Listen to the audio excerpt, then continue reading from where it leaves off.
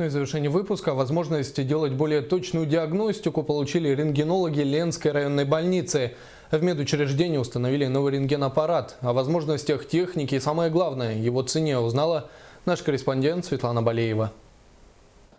В рентген-кабинете Ленской больницы во время новогодних праздников был установлен новый рентген-аппарат, который сегодня работает в полную силу. Цена нового аппарата Министерству республики обошлась в 15 миллионов рублей.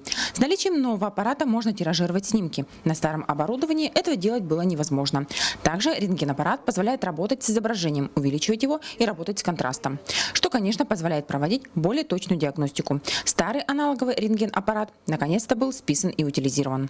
Ему было более 10 лет.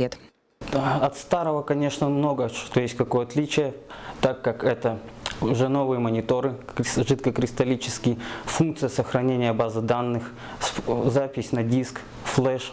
С проявлением рентген-аппарата «Максима» все стало намного быстрее и удобнее. Рентген-лаборант делает снимок, доктор его тут же видит на мониторе у себя в кабинете. По словам врача-рентгенолога, теперь на проявление снимков не нужно тратить много времени. Если раньше на одного пациента уходило более часа, то теперь около 7 минут.